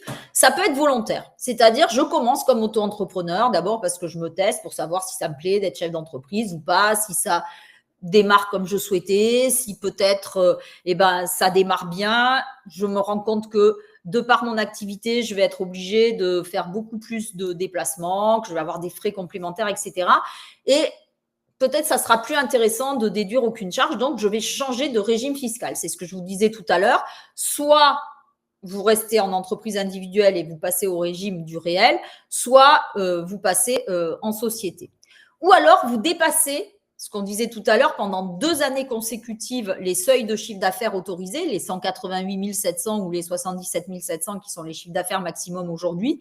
Et là, on va vous faire basculer sur du réel. Donc, il faut anticiper ces deux parties-là et il faut recommencer à se faire accompagner parce que le transfert, il n'est pas neutre du tout. D'abord parce que ça veut dire qu'il va falloir prendre des partenaires complémentaires pour faire la compta, qui sera vraiment une compta d'entreprise. Si vous êtes en société, pour faire le juridique, le fiscal, le bilan, etc. Donc, ça veut dire des coûts supplémentaires. Donc, ça veut dire anticiper le fait qu'il va falloir un peu augmenter plus le chiffre d'affaires pour que vous ayez les mêmes montants de revenus. Donc, comme vous vous faites accompagner en début d'activité pour créer l'entreprise, il faudra vous refaire accompagner pour savoir vers quoi vous allez basculer. Est-ce que ça vaut le coup de basculer? Est-ce que ça vaut pas le coup? Est-ce qu'il vaut mieux que je reste en entreprise individuelle? Est-ce qu'il vaut mieux que je passe en société? Et comme si vous en êtes là, ça veut dire que vous avez beaucoup de boulot, et vous commencez à y penser bien 6 mois à l'avance pour prendre le temps de peser le pour et le contre, de trouver les partenaires complémentaires qu'il va falloir avoir. En tout cas, c'est un vrai passage et c'est une vraie transformation. Et puis, ça peut être le cas aussi, alors, pas forcément de manière négative, de faire 0 pendant 24 mois parce qu'il y en a qui retrouvent un job en même temps et puis ils laissent complètement tomber l'auto-entreprise et ils oublient de la radier. Et donc, au bout de 24 mois, en fait, on va dire qu'est-ce que vous faites de cette entreprise? Vous souhaitez la continuer ou pas? Si vous souhaitez la continuer ou la relancer, on va vous permettre de le relancer un petit peu. Autrement, on va radier votre entreprise. Elle sera radiée chez nous. Pour autant, pour l'instant, on n'a pas de radiation globale qui est vraiment effective. Donc, ça veut dire que si on en est là, de toute façon, on vous envoie un courrier, mais il faudra que vous fassiez aussi une cessation d'activité en revenant sur le guichet unique de l'INPI pour vraiment radier l'entreprise. Et vous pourrez le voir une fois que sur l'INSEE, vous aurez que, en tapant votre sirette, vous verrez que l'entreprise est fermée à telle date. Ça veut dire qu'elle est bien radiée. Et comme ça, si vous voulez recréer une entreprise plus tard, vous pourrez le faire en toute quiétude. Alors que si vous oubliez de faire ça, il faudra d'abord commencer par revenir sur une radiation et perdre du temps avec ça.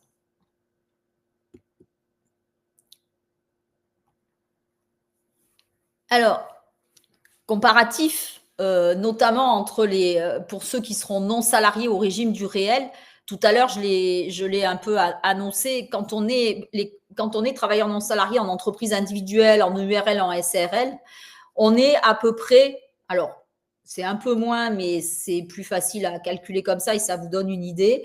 On est à peu près à 50% de ce que l'on veut se verser. C'est-à-dire, je veux avoir 30 000 euros net sur l'année. Je sais qu'à peu près, en cotisation obligatoire, je n'ai pas dit que c'était la totalité, puisque je vous rappelle que chez les non-salariés, il y a des choses à compléter. je suis à peu près à 15 000 euros de cotisation. Donc, pour le coût total pour l'entreprise, ça fait aux alentours de 45 000 euros. Si je suis assimilé salarié, donc en SAS, ASU ou gérant minoritaire ou égalitaire d'une SARL, si je veux la même chose, je serai à peu près à 80% du salaire net de cotisation. C'est-à-dire, en gros, si je veux 1 500 euros de salaire net par mois, ben, je serai à peu près à 1 200, 1 280 euros de cotisation salariale et patronale. S'il y en a qui ont déjà été cadres ou qui ont déjà eu des bulletins de salaire, eh bien, regardez les cotisations salariales, les cotisations patronales, vous cumulez les deux et vous voyez ce que ça fait globalement. Et puis, vous pourrez, encore une fois, alors, c'est pas ce que je voulais là tout de suite, mais j'en reparlerai tout à l'heure. Vous pourrez faire des vérifications aussi sur le site dont je parlais tout à l'heure, mon-entreprise.ursaf.fr. Alors, l'assiette de cotisation, en fait, c'est la base de calcul sur laquelle on va calculer vos cotisations. Je vous l'ai indiqué tout à l'heure, vous le verrez avec ce petit schéma très simplifié, mais qui permet de voir globalement ce que c'est. Si je choisis d'être à l'impôt sur le revenu, encore une fois, je prends mon chiffre d'affaires, je déduis mes charges, mes frais de fonctionnement, les cotisations sociales qui sont toujours, quand on est travailleur non salarié, qui sont proratisées et en début d'activité, mais qui sont basées sur des bases forfaitaires de début d'activité. Les cotisations provisionnelles ou provisoires, comme vous souhaitez, que vous allez payer, elles vont venir en déduction. Et puis, ça va faire un bénéfice net. Si je suis à l'impôt sur le revenu, mes cotisations sont calculées sur ce bénéfice net. Encore une fois, comme je le disais tout à l'heure, si vous versez la totalité comme rémunération ou très peu en moins, pas de souci, c'est une option qui peut être intéressante pour vous. En revanche, si vous souhaitez garder de l'argent, si vous avez besoin d'avoir de la trésorerie, etc., il vaut mieux opter pour l'impôt sur la société. Pourquoi ? Parce qu'on va être sur le même principe au départ, c'est-à-dire chiffre d'affaires, moins les charges, les frais de fonctionnement. Votre rémunération nette va devenir une charge. Donc déjà, dès le début, vous allez savoir à combien les cotisations vont s'élever, les cotisations viendront en déduction des charges également, et s'il reste de l'argent, eh bien, le bénéfice net de l'entreprise, lui, sera soumis aux 15% dont je parlais si vous êtes en dessous de 42 500 euros et à 25% si vous êtes au-dessus.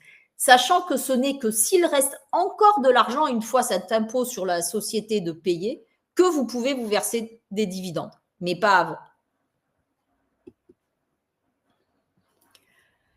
Pour payer les cotisations des travailleurs non salariés, on est bien dans les non salariés, vous pouvez faire des estimations de revenus. Au début, on a des bases forfaitaires de début d'activité. Le montant est exactement le même pour n'importe qui. Cette année, on était à 8 810 euros.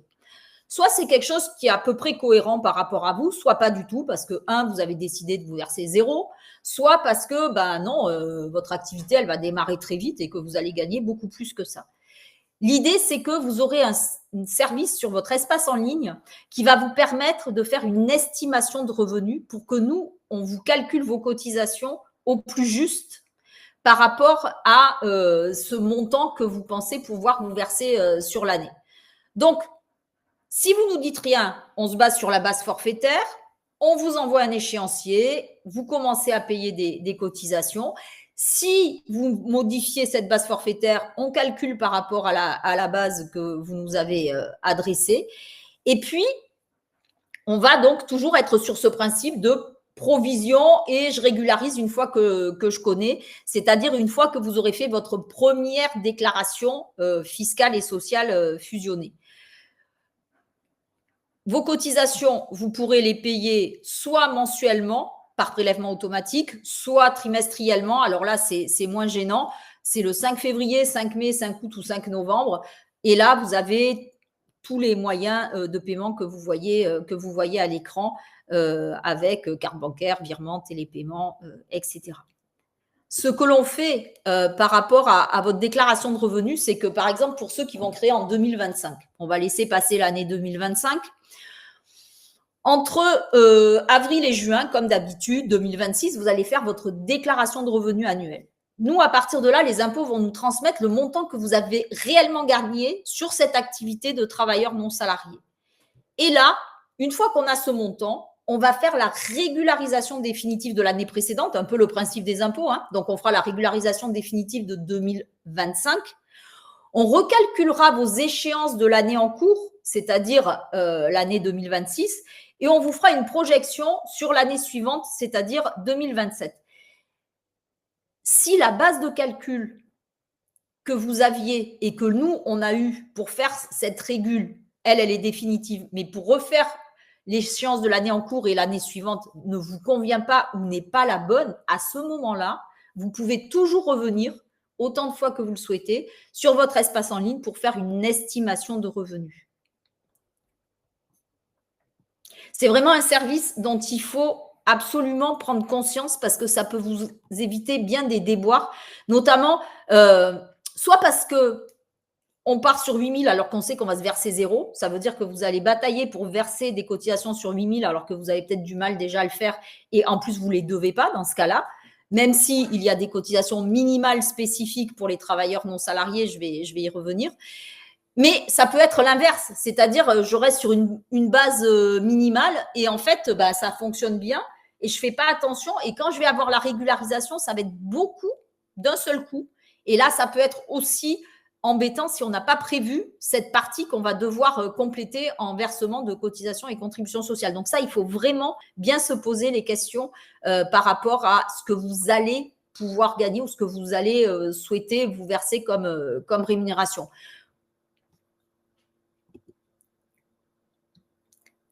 Juste pour revenir par rapport à ça, un petit mot par rapport à France Travail qui a eu une évolution de sa réglementation là un peu avant l'été.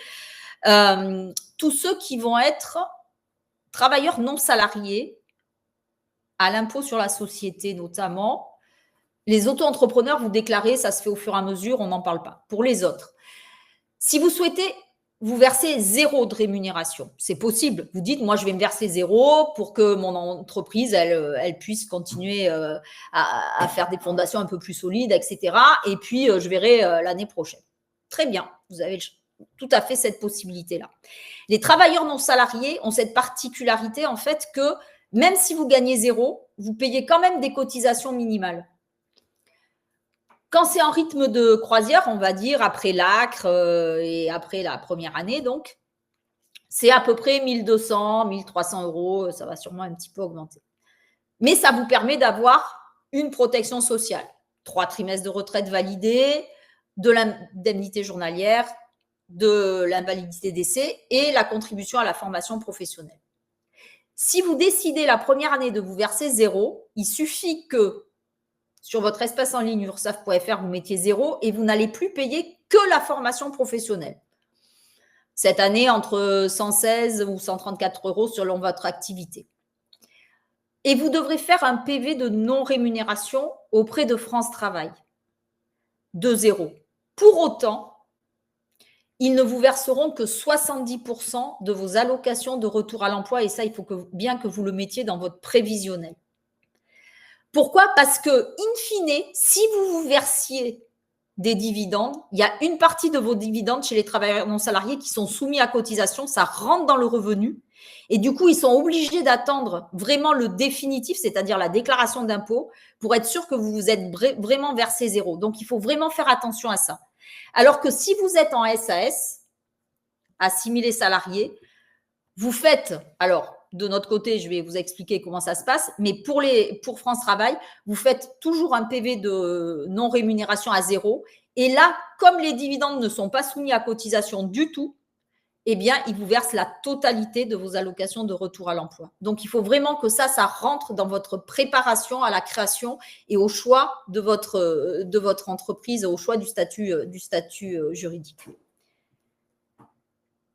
Si je passe côté assimilé salarié, on arrive, votre entreprise, votre SASU, votre SARL, votre SAS deviendra votre employeur et va devoir établir des déclarations sociales nominatives tous les mois C'est ce que font tous les employeurs pour tous leurs salariés tous les mois. C'est la déclaration qui existe aujourd'hui depuis un peu plus de 7 ans. C'est l'avantage, il n'y a qu'une seule déclaration et tous les organismes vont aller chercher les informations dont ils ont besoin, que ce soit au niveau de l'entreprise globalement, mais aussi au niveau des données individuelles de chacun des salariés. Cette déclaration sociale nominative, elle est assez complexe à faire et du coup, on la confie très souvent soit à un tiers déclarant, expert comptable ou une société qui fait de la paie, ou alors l'URSSAF a une offre de service de simplification un peu sur le principe, pour ceux qui connaissent, soit du CESU, si vous avez déjà fait un peu de babysitting ou des petits jobs d'été ou des choses comme ça, ou si vous avez des jeunes enfants et que vous passez par Page Emploi, si vous avez une nounou ou une assistante maternelle, eh bien, sur ce principe un peu de simplification, pour les entreprises, on a le titre emploi service entreprise, c'est-à-dire que votre société va adhérer au dispositif gratuitement et à partir de là, à partir de vos déclarations, bon, vous adhérez parce qu'on a besoin de connaître votre tirette, la convention collective, etc. Il y a un formulaire qui va servir pour vous, en tant que mandataire social, à nous renseigner sur des données dont on a besoin, d'avoir pour vous, ne serait-ce que votre nom, votre date de naissance, etc., etc. Et si vous employez des salariés, ben, ça servira de déclaration préalable à l'embauche et de contrat de travail, on le verra. Et après, vous aurez ce qu'on appelle un volet social, c'est-à-dire que tous les mois, il faudra déclarer le montant du salaire, la période d'emploi, s'il y a eu des avantages en nature, des frais professionnels, et on vous fera le bulletin de salaire gratuitement. Vous paierez toutes les cotisations contributions sociales auprès du TES et de l'URSSAF, et donc, à partir de là, on vous fera aussi un état récapitulatif par grande famille de cotisations pour la personne qui fera votre comptabilité et on fera l'attestation fiscale et tout ça, c'est complètement gratuit. Donc, ça veut dire que pour un mandataire social qui décide de ne pas se verser de salaire du tout, tant que vous ne vous en versez pas, on ne vous connaît pas. Vous n'avez rien à faire auprès de l'URSSAF. Rien. Le jour où vous pouvez commencer à vous verser un salaire et essayez plutôt toujours de vous verser plutôt des petits salaires au départ, mais réguliers, et pas de faire un salaire plus important, enfin, sauf si vous pouvez en faire un très important tous les mois, moi je suis pour, hein. Mais autrement, si au début, il faut faire un peu attention, faites plutôt des petits salaires tous les mois plutôt qu'un seul tous les 4 ou 5 mois. Pourquoi ? Parce que comme vous êtes comme des salariés, vous avez des prestations de services qui sont calculées sur les 3 derniers mois et si vous ne faites pas de salaire pendant 3 mois, eh ben, vous n'avez rien, notamment pour les indemnités journalières maladie. Donc, il faudra bien reposer ces questions-là, mais faites attention à ça. En revanche, tant que vous ne vous versez pas de salaire, vous n'avez rien à faire auprès de l'URSSAF. Et après, vous verrez que selon la méthode que vous prendrez pour déclarer tous ces éléments de rémunération, vous pourrez payer soit par prélèvement automatique si c'est pour le TES et vous pourrez payer par télépaiement ou virement ou par carte bancaire si vous passez par un expert comptable ou par un tiers déclarant.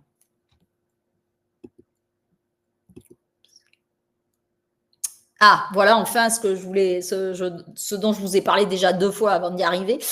On a un site internet qui s'appelle mon-entreprise.ursaf.fr, alors qui déjà peut vous donner un certain nombre d'informations sur les statuts juridiques, mais qui a aussi cette particularité quand vous allez dans le menu d'avoir un certain nombre de simulateurs pour l'ensemble de nos publics, que ce soit pour des salariés, que ce soit pour tous les indépendants, que ce soit pour les praticiens auxiliaires médicaux, les artistes auteurs, etc. Donc, n'hésitez pas à aller faire des simulations.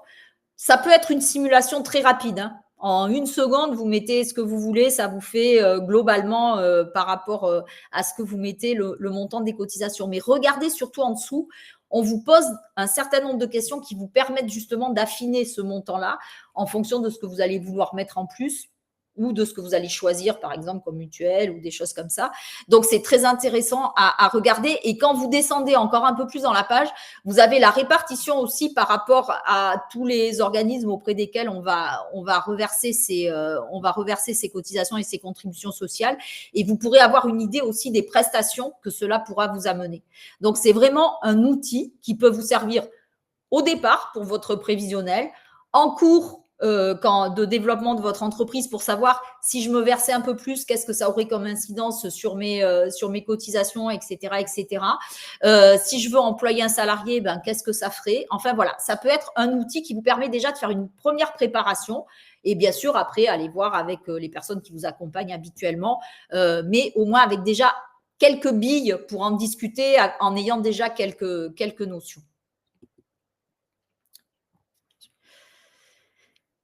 Alors, souvent, on nous pose la question, oui, mais je suis demandeur d'emploi, mais je voudrais garder un petit job et être indépendant en même temps. Est-ce que j'ai le droit? Oui.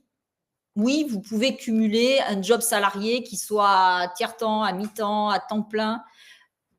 Là, vous dépendez du droit du travail. Il y a un nombre d'heures, etc., etc. Votre activité indépendante, elle est complètement indépendante et ça s'entrecroise pas entre les deux. Vous pouvez très bien avoir une activité auto-entrepreneur et être salarié à temps plein à côté. Il n'y a aucun problème pour cumuler ces deux activités. Pardon. Alors, si vous avez bien sûr plusieurs revenus, vous allez quand même payer sur des cotisations et des contributions sur toutes vos activités. C'est-à-dire que vous êtes salarié, ben, vous aurez vos cotisations salariales, vous êtes auto-entrepreneur, vous allez payer des cotisations sur votre chiffre d'affaires encaissé. À ce moment-là, il y a bien sûr des cotisations où ça vous servira à rien, ou si vous avez déjà validé 4 trimestres de retraite, ça en fera pas 8, c'est bien évident. En revanche, vous avez des prestations où ça pourra se cumuler, ou alors ça fera un montant plus important, notamment pour la retraite, c'est-à-dire que vous aurez toujours vos 4 trimestres, mais au lieu d'avoir qu'un certain montant, eh ben, il sera augmenté de temps et plus tard, quand on calculera, ça pourra vous faire des revenus un peu complémentaires. Pareil pour les indemnités journalières maladie. Si vous gagnez de l'argent dans les deux, ça peut vous permettre d'avoir un cumul d'indemnités journalières maladie côté salarié et côté indépendant. Donc, oui, pour certaines choses, vous aurez l'impression de payer 2 fois des cotisations pour la même chose, mais pour d'autres, ça vous permettra d'avoir des prestations complémentaires. Et justement, on a une question, je pense qu'il s'agit d'une relance, comme tu parlais d'indemnité maladie. C'est est-il possible de garder un 100% avec le statut d'auto-entrepreneur si on est sur le statut ALD, maladie longue durée? Ah oui, bien sûr. Oui, oui. La LD, ça n'a rien à voir avec. Ça n'a rien à voir. Et j'en profite, je pense que peut-être, comme là, je vois qu'il est 1h, enfin, ça fait déjà 1h30, peut-être qu'on n'abordera pas la gestion quotidienne. Ça va aller plus vite. Ok. Simplement, vous faites attention pour ceux qui sont déjà salariés, qui veulent créer une activité indépendante. Parlez-en à vos employeurs. Faites attention dans votre contrat de travail que ce soit pas que ce soit pas interdit, parce que vous avez toujours des gens bien intentionnés qui iront le dire. Donc faites pas ça dans votre coin parce que c'est jamais bon et ça aide pas pour les relations en général. Donc faites attention à ça. Il y a des choses que j'ai déjà dites, donc ça va aller plus vite. Comment embaucher du personnel salarié? J'en ai parlé. Hein. Vous avez soit par le thèse, soit passer par un expert comptable. Dans tous les cas, ce qu'il faut savoir, c'est qu'il y a cette fameuse déclaration préalable à l'embauche qu'on est obligé de faire avant la prise de fonction du salarié pour que vous soyez protégé s'il lui arrive quelque chose dès qu'il passe la porte et que si malheureusement vous aviez un contrôle immédiatement, vous ne soyez pas accusé de travail dissimulé. Donc ça, c'est vraiment la première déclaration qu'on doit faire. Et après, bien évidemment, il y a les autres déclarations pour faire les bulletins de salaire. Là aussi, soit par le thèse, ce que je vous disais, soit en passant par un tiers déclarant. Ça ne vous empêche pas dans ce cas-là d'avoir envie peut-être d'avoir des informations et de savoir comment comprendre un peu et votre espace en ligne employeur et comment se passent les déclarations pour les salariés. Du coup, on a là aussi une offre de service qui s'appelle Première embauche où on vous propose de vous accompagner pendant 12 mois. Dans le thèse, ces 12 mois n'existent pas parce qu'en fait, on vous accompagne tout le temps. Donc, c'est vraiment une offre un peu particulière. Et puis, on peut vous proposer aussi, quand vous avez des salariés qui sont là depuis moins de 18 mois, de vous déléguer un expert qui va venir faire une visite conseil, c'est-à-dire vérifier un peu toutes les déclarations qui sont faites pour voir si tout va bien. En aucun cas, bien évidemment, c'est un contrôle, hein, c'est juste pour vous sécuriser et sécuriser les déclarations que vous faites. Donc, ça peut être un atout pour après vraiment partir sur de bonnes bases et pas être embêté sur les déclarations. Et puis, dans la vie des entreprises, il y a des hauts et des bas, comme dans la vie de tout le monde. Hein. Eh ben, il faut savoir que vous avez droit aussi à de l'action sociale. Alors, ça peut être l'aide aux soins, de l'assurance maladie, ça peut être le fait, j'en parlais tout à l'heure, de bénéficier du RSA ou de la prime d'activité ou des APL. Ça peut être pour plus tard des aides à la retraite. Il y a une offre aussi que l'on a développée qui a été co-construite avec l'assurance maladie, l'assurance retraite et la caisse d'allocation familiale quand il y a une problématique globale sur une personne. Alors, bien sûr, de vous en parler aujourd'hui, alors que vous avez juste créé ou pas encore créé, c'est un peu, on se dit, bon, quand même, c'est pas le moment. Ben si, c'est le moment parce que c'est juste pour vous dire, là non plus, ne restez pas tout seul. S'il vous arrive quelque chose, que ce soit on en a fait plein là, entre la pandémie, les incendies, les intempéries, les gilets jaunes, les détériorations, les travaux, etc., où les personnes ne peuvent plus travailler. On peut être là et au niveau de l'URSSAF, on a aussi des aides et pour le compte du Conseil national de la protection sociale des travailleurs indépendants, on peut aussi vous offrir soit des délais de paiement plus longs que ce qu'on octroie habituellement, soit des aides financières, soit des aides encore d'urgence. En tout cas, posez-nous la question. Ne restez pas tout seul là non plus pour voir si on n'a pas une aide, soit nous, soit nos partenaires, pour vous aider à passer un moment un petit peu compliqué. Alors, pour revenir juste sur les dates clés, on a vu hein, pour les auto-entrepreneurs, le principe, c'est je me déclare sur le site du guichet unique de l'INPI, formalité.entreprise.gouv.fr. Je demande l'ACRE dès que je me suis inscrite sur le site auto-entrepreneur.ursaf.fr. Vous allez en bas de la page d'accueil, vous avez une rubrique qui s'appelle Déclarer l'URSSAF. Vous avez le formulaire et vous avez l'adresse pour nous l'envoyer avec les pièces justificatives. Surtout, vous prenez plutôt la déclaration mensuelle, je dirais pour tout le monde, mais au moins pour ceux qui sont demandeurs d'emploi indemnisés. Vous verrez, vous aurez un calendrier pour vous aider sur les dates, mais faites attention. Anticipez vos déclarations, ça vous permet aussi vous de prévoir de payer au fur et à mesure. Si vraiment vous prenez du trimestriel, de toute façon, si vous n'avez aucune, par exemple, des personnes qui pourraient être retraitées ou qui voudraient créer et prendre du trimestriel, vous avez le temps, ne vous inquiétez pas au départ. Vous voyez, on a mis un exemple, si vous créez en janvier, votre première obligation de déclaration, ça sera le 31 juillet. Vous avez le temps pour faire la déclaration des 2 premiers trimestres. Après, ça sera tous les trimestres, comme de la même façon. Si en mensuel, si vous créez en janvier, pour nous, l'obligation, elle est au 31 mai, mais pour la plupart, l'anticipation auprès de France Travail fait qu'il faut anticiper vos déclarations. Ah, ça va plus passer. Pour les travailleurs non salariés, eh bien, c'est pareil, je déclare toujours mon entreprise sur le guichet unique. Au bout de 90 jours, je reçois un échéancier de paiement de cotisation. Je peux tout de suite, en fonction des montants, aller faire de l'estimation de revenus sur mon espace en ligne que j'aurais pu créer sur ursaf.fr. Après, je paie là aussi mensuellement ou trimestriellement mes cotisations. Au mois de décembre de l'année suivante, je commence à recevoir un échéancier pour l'année suivante.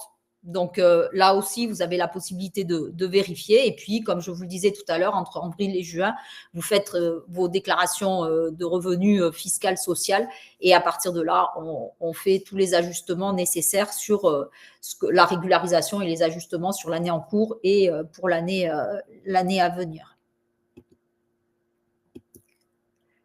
Là, vous allez retrouver tous les contacts. Alors, le site auto-entrepreneur.ursaf.fr, bien sûr, où on a beaucoup d'actualités. Vous avez tous nos webinaires. On a refait cet été, avec Alban justement, on a refait un webinaire qu'on a réenregistré cet été où on vous parle vraiment de l'auto-entreprise pendant à peu près 1 heure. Vous avez une vidéo qu'on a sortie cet été aussi sur les 10 étapes clés où il ne faut pas passer à côté. Vous avez des minutes auto-entrepreneurs.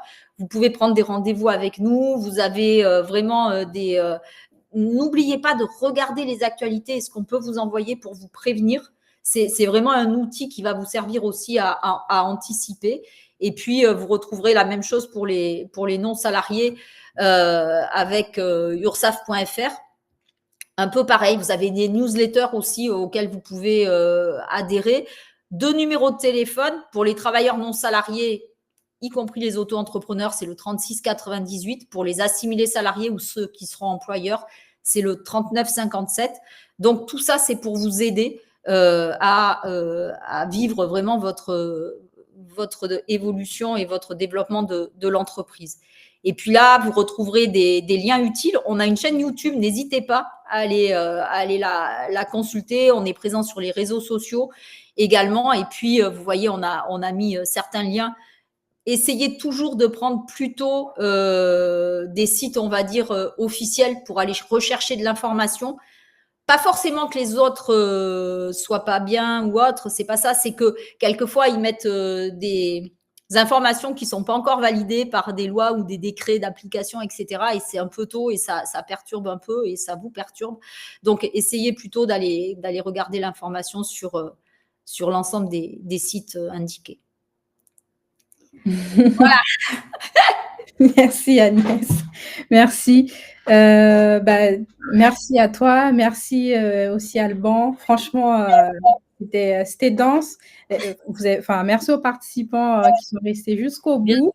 On essaie vraiment à la fois de répondre à vos questions, mais aussi dans le chat, grâce à Alban, et en même temps de vous parler de tout ce qui est essentiel. Et dans les démarches administratives, tout ce qui a été abordé, c'est essentiel à connaître. Donc, c'est pas grave si vous avez loupé une information, vous pourrez revoir le replay, ça sert à ça aussi. Et vous aurez le lien. Vous aurez également le document. Comme ça, vous pouvez aller cliquer sur les liens. Et n'oubliez pas, pour vos situations spécifiques, il faut aller rechercher les informations, prendre rendez-vous pour un accompagnement personnalisé.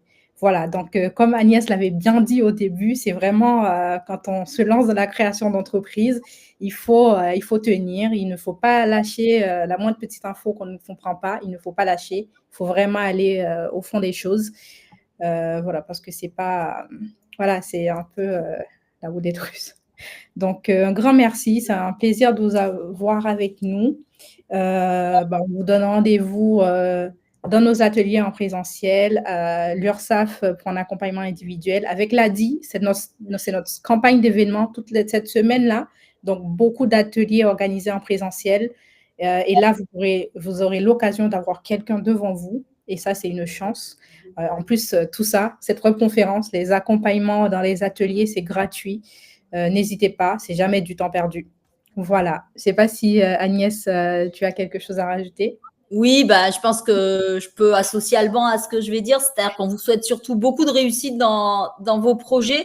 Je te ferai passer les liens parce que là, j'arrive pas à le coller, je sais pas pourquoi il veut pas, pour les diaporamas pour l'outre-mer. Sachant que sur le site auto-entrepreneur.ursaf.fr, vous pouvez retrouver ceux de la métropole et ceux de l'outre-mer. Et pour les autres statuts, je te fais passer les informations. Et sachant que pour ceux qui seront soit assimilés salariés ou travailleurs non salariés, sur notre chaîne YouTube, on a fait aussi un webinaire cet été avec Alban sur la présentation justement de ces statuts au régime du réel, on va dire. Donc, n'hésitez pas à aller voir la chaîne YouTube URSSAF officielle. Tout à fait. Et pour la question, est-ce qu'il faut obligatoirement un microcrédit pour participer aux ateliers en présentiel de l'ADI? Mais pas du tout. Les ateliers en présentiel, sauf s'il y a un nombre de places limite, on comprend, mais c'est ouvert à tout le monde. Donc, n'hésitez pas à y aller. Voilà, comme ça, vous pouvez poser vos questions en direct. Et oui, vous aurez, comme j'ai dit, le replay et aussi les slides. Il faut compter 48 heures le temps que ce soit récupéré et mis en ligne. Voilà. Merci beaucoup, Alban, d'être resté jusqu'au bout, malgré le souci de son. Donc, on vous dit à bientôt, on espère. Il y aura d'autres conférences et puis on espère vous revoir. Très bonne semaine. Merci. Bonne fin de journée. Au revoir. Au revoir.